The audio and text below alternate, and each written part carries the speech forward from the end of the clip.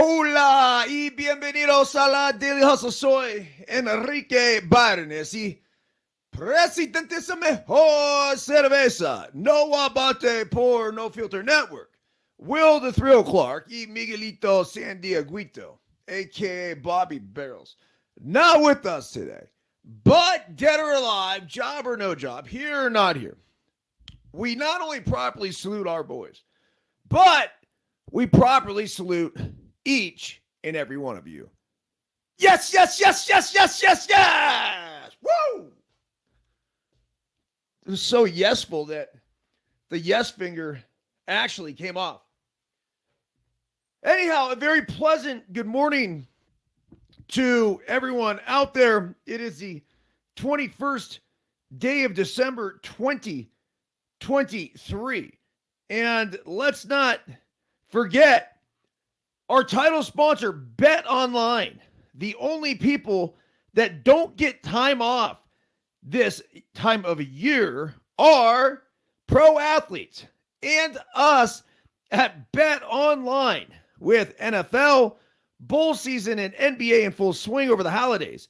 Bet Online isn't taking a second off to make sure you have all the up-to-date second odds, news, and info. Bet Online has all the sports wagering info available you need with both desktop and mobile access. Head there today to get into the action. Remember to use the promo code BLEAV, capital B, L-E-A-V, to receive your 50% welcome bonus on your first deposit. Bet Online, where the action starts.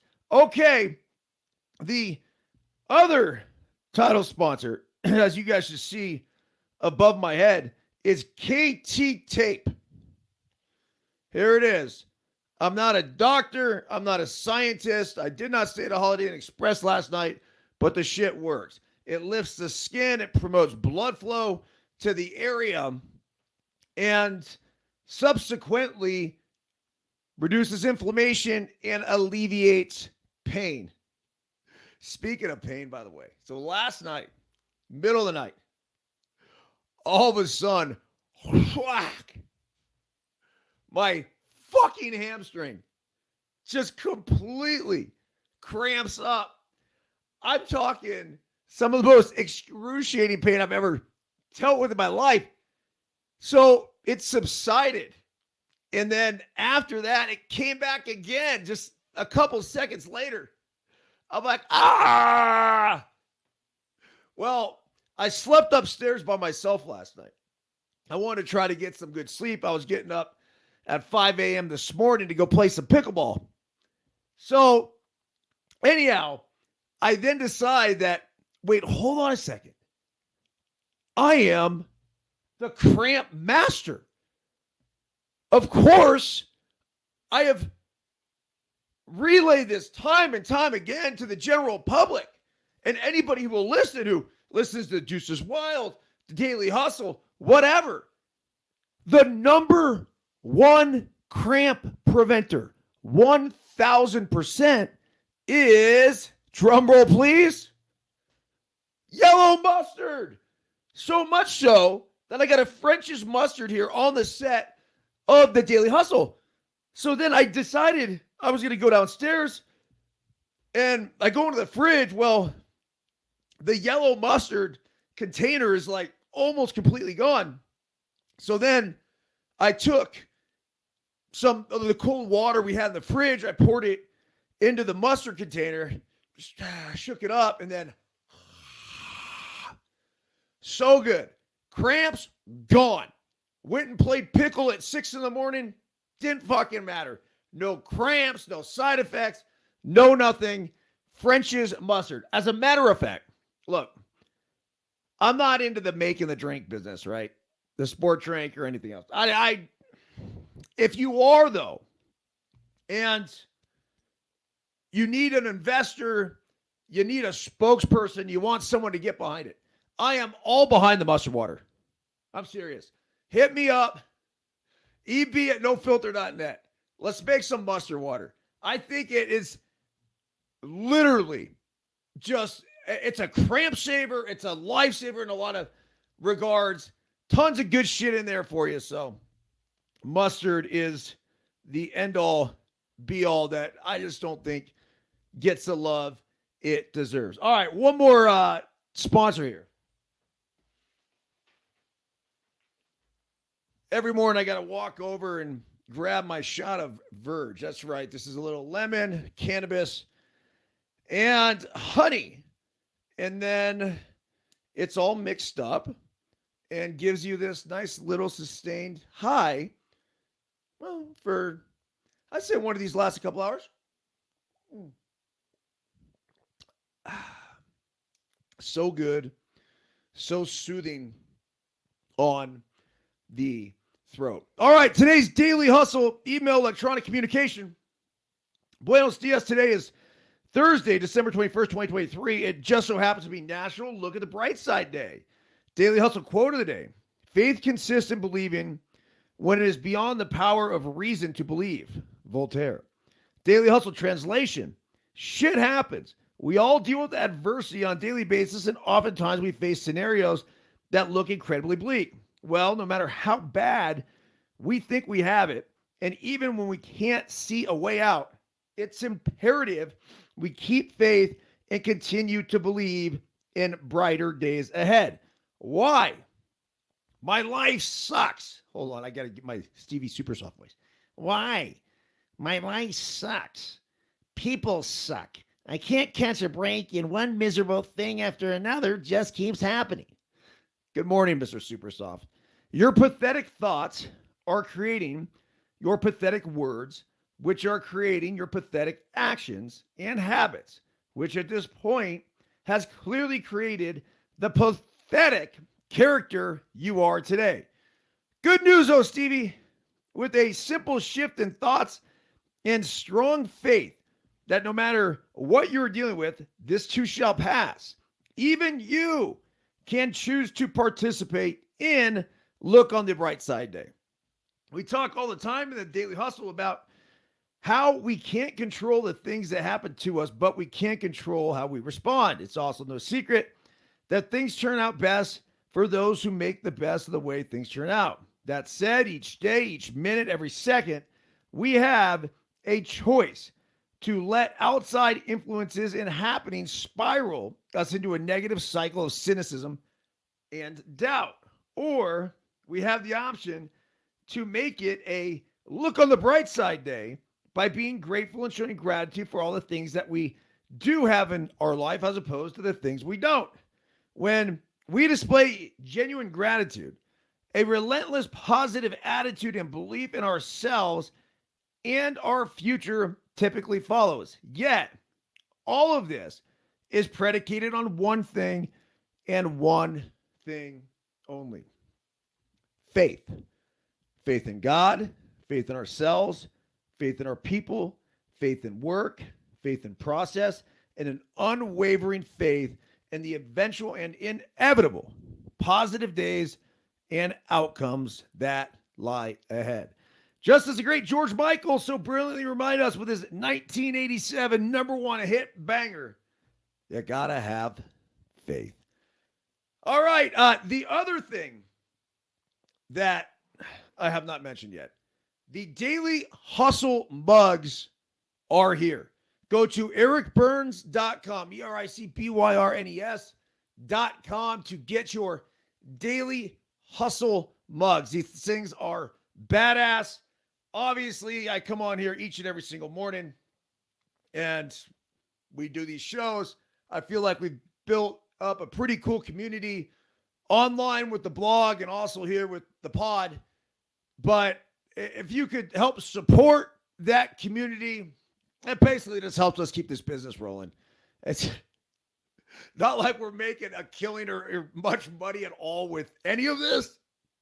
But I will say that the product sells help, and they help whether whoever it is involved with making all this happen. It really does keep this whole operation going. So if you could support there, it'd be great.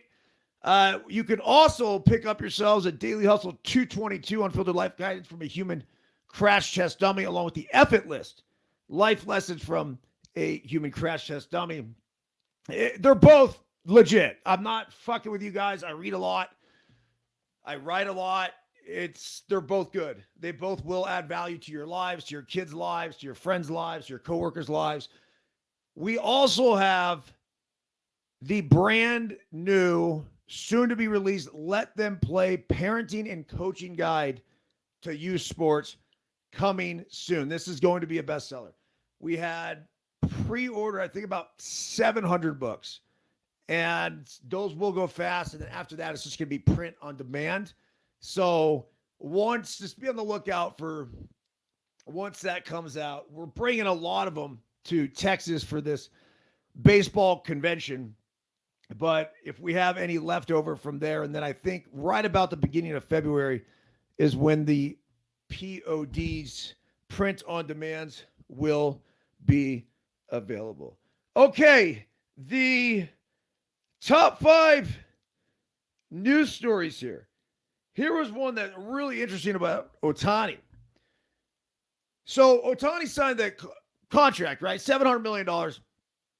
And he deferred $680 million of the 700 until his contract is actually done, over. Well, this is a bit ironic, but the Silicon Valley, of all places, is taking notice. Here's the article. It says Shohei Ohtani copycats might start popping up soon, and not only in baseball, where young players might try to pursue lucrative careers as both a hitter and a pitcher. Instead, the deal is resonating in the Silicon Valley, where the unique structure of Ohtani's heavily deferred $700 million contract with the Dodgers has opened the eyes of other high earners. Pinnacle Peak Advisors, a tax advisory firm catering to the wealthy in San Jose, California, keeps fielding questions from parties outside the sports world, curious about the workings of Ohtani's deal. Quote, what this may lead to is the increased frequency of these types of deals, said Garrett Perez, an accountant and partner at Pinnacle. It's so publicized now. The numbers are so big. Clients, other investment people just want to know. Ohtani this month agreed to play for the Dodgers for a decade at $70 million per season. But from 2024 to 2033, he'll draw just $2 million per season. Ohtani's deferring $680 million, more than 97% of his earnings, until after his 10-year deal with the Dodgers expires, when that money comes back to him in equal annual payments. When Ohtani receives the bulk of his money, he'll no longer be under contract with the Dodgers. Experts say that the structure of the contract appears likely to save Ohtani between $90 and $100 million in state taxes.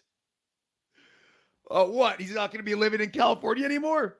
So long as he lives outside of California when the deferred money is paid out. Another key component in potential tax savings is how he has timed the deferral payment spanning a decade. A 1996 federal law forbids states from taxing retirement income out of state residents when payments are made in substantially equal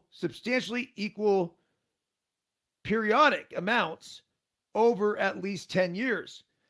If you meet a certain criteria, which I believe his contract will meet, then those $68 million annualized payments that occur after the first 10 years, they kind of fall into this quirky little exception where if he's not residing in California at the time, they wouldn't be subject to California tax, said Jeff Daly, a Los Angeles-based accounting and managing director at Goldman Sachs family office. And the California tax today is north of 13%, heading to be north of 14% on January 1st. So if you do 14% on $680 million, you can kind of see that it's a pretty interesting structure. California's highest marginal tax income rate will be 14.4% next year for those earning more than $1 million. All right, so think about this just in terms if you're a Silicon Valley startup. And that's why you see a lot of these guys who are part of startups, right? Don't take a salary. Now, I am a tech founder, co-founder, and I don't take a salary. But it's also because we don't have the fucking money for me to take a salary. But if I could take a salary, I wouldn't take a salary. And the reason being, number one, I just want all that money going back into the business. But number two here, let's just say I did sign a deal with No Filter Network for, I don't know, $1 million a year. And I said, you know what? I'm going to take $1 million a year, but I'm going to defer the payments equaled out in 10 years from now, right? And I'm going to take $999,000 of those payments over the next 10 years after these 10 years are up here. In the meantime, I'm going to make $1 a year. Well, so long as I'm not living in the state of California in 10 years from now, then I can go collect elsewhere. And then it allows two things. Number one, it allows that money to go back into the business so they don't have to spend it on me now in the short term when we're trying to build this thing up. And number two, I get my money tax fucking free. That's just brilliant. And why wouldn't other firms and organizations and people look into doing this? Smart, super smart. Okay, moving on. The MLB rumors for today. Yoshinobu Yamamoto. Bidding begins as the Phillies make the official offer. Mariners and Guardians are discussing a trade. The offseason remains relatively slow for Major League Baseball, and we're entering a holiday break zone where generally not a lot of stuff happens around Christmas and the New Year. That's bullshit. I told you guys a story about me signing at Christmas, 2005, that is. There is still plenty of unfinished business, however, so maybe this year will be different and the stove will actually get hot. Again, in the meantime, let's dive into the latest rumors, starting with the guy who could help jar things loose by signing. The Phillies made Yamamoto an offer. The Phillies have made a former offer to starting pitcher Yoshinobu Yamamoto per multiple reports. Indicates the Phillies feel like they made a strong offer, though they aren't expected to be the high-end bidder, and aren't the favorites to sign him. One of the few big free agent deals we've seen accepted so far this offseason came from the Phillies as they re-signed starting pitcher Aaron Nola to a 7-year, $172 million deal. In looking at the current rotation, Yamamoto would make the Phillies utterly stacked. They already have Nola, Zach Wheeler, Ranger Suarez, Taijuan Walker, and Christopher Sanchez. If they sign Yamamoto, Suarez put together a full season of which he looks capable, and Nola returned to form. If he returns to form after a down 2023, they'd have 4 front line starters. Hell, Walker has been an all-star before as well. The Phillies have stiff competition, though. The Dodgers, Yankees, and Mets are involved in the bidding, while teams like the Giants, Red Sox, and Blue Jays have all been mentioned. The Mariners, Guardians have discussed Naylor trade. Now, which Naylor? There's 2 Naylors on the Indians. Seattle Mariners have discussed a trade to the Cleveland Guardians that would send first baseman Josh Naylor to Seattle.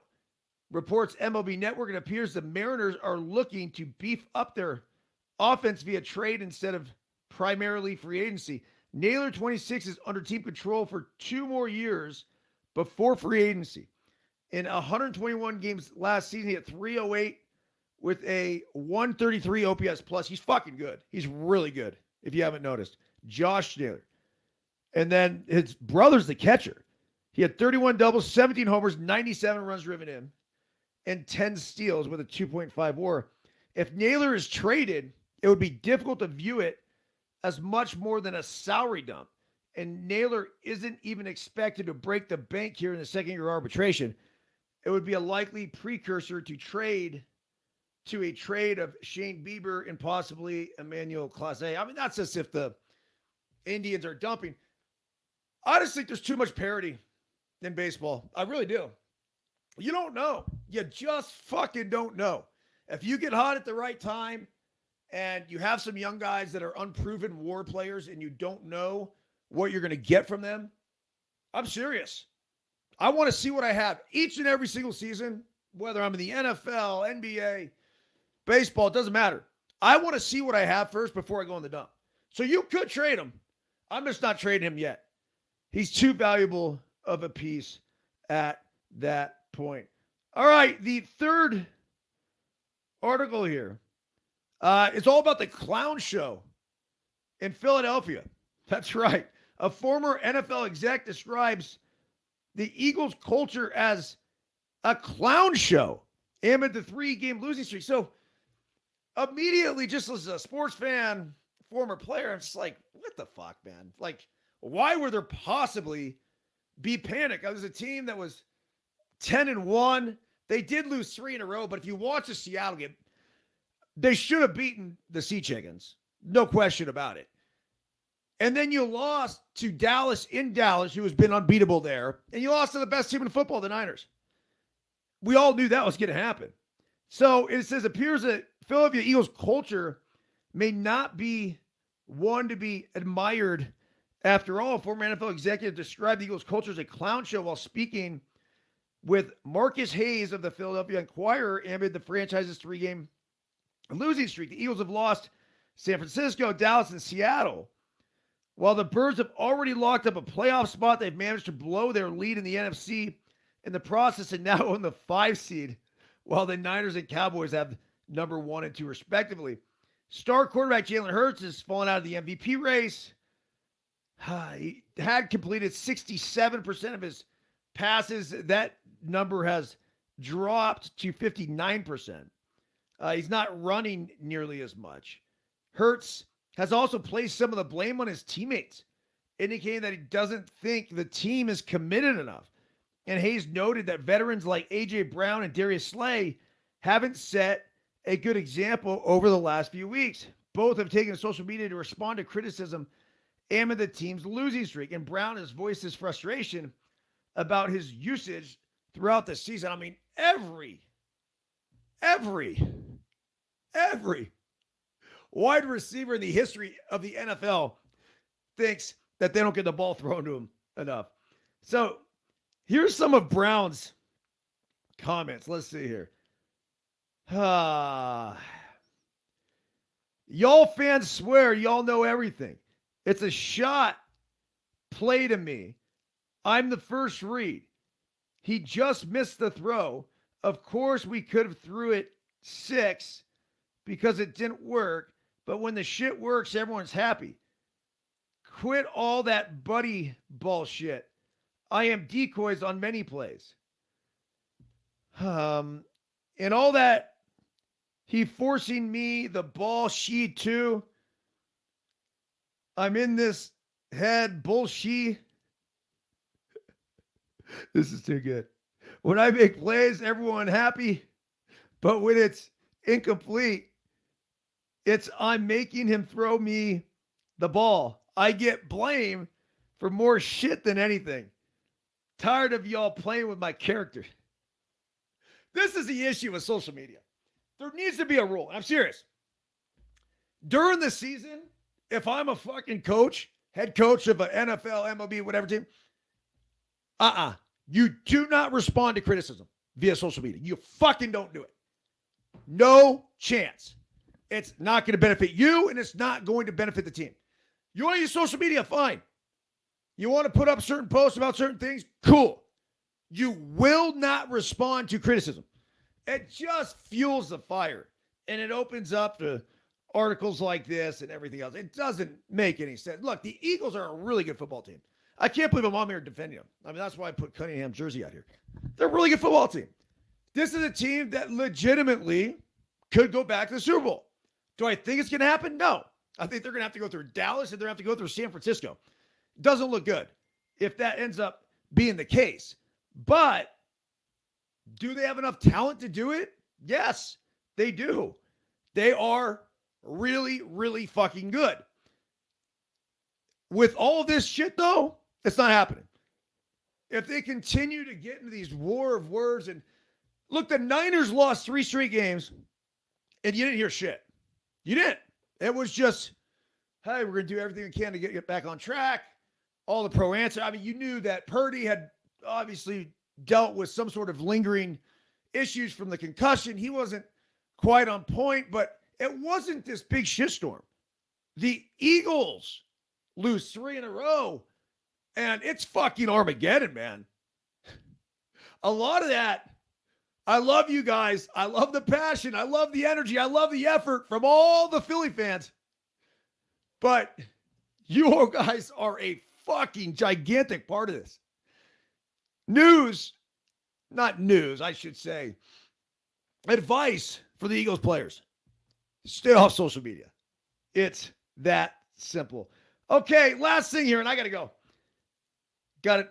Pickleball session number 2. Detroit Lions season ticket holders irate over the price hike. One fan said it's like finding out your spouse cheated. Really? It's that bad? Okay. Jeff Paxton thought the email was a mistake when the longtime Detroit Lions season ticket holder got his renewal invoice for 2024 season on Monday. Paxton was paralyzed by sticker shock. Paxton has 4 seats in section 103, the first row behind the Lions bench near the tunnel.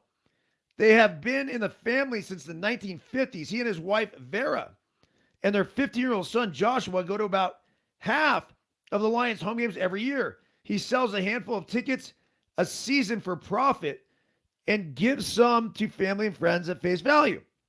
This season, he paid $5,536 for the seats. Next year, the same seats will cost, you ready for this? $13,616, according to invoices Paxton shared with the Detroit Free Press. That's a 146% increase. What the fuck? Paxton checked his invoice over and over to make sure he was reading it right. And can you blame him? 146% increase? He reached out to his season ticket rep, and 24 hours later, he still had not heard back. Quote, I got a feeling his batteries burned up on his phone, Paxton said. The Lions hiked ticket prices this week. The team said an average of 30%, and what was their most substantial increase in years. Since 2018, the Lions have maintained a relatively flat ticket price. In 2019, the team said 92% of all ticket prices stayed the same or saw a slight decrease. There was no public sale of tickets during the pandemic in 2020 and 2021-22. During a stretch of 6 straight years without a playoff appearance, the Lions again maintained mostly flat pricing. The season coming off a 9-8 record, the Lions increased ticket prices an average of 4% during the early renewal period, but demand has soared for tickets in recent months, with the team closing in on its first division title in 30 years, and the franchise is ready to capitalize financially. Asked about the price hikes, with many fans have pegged between 30 and 85%, the Lions said 20% of their season tickets remain under $90. All right. Look, it's capitalism.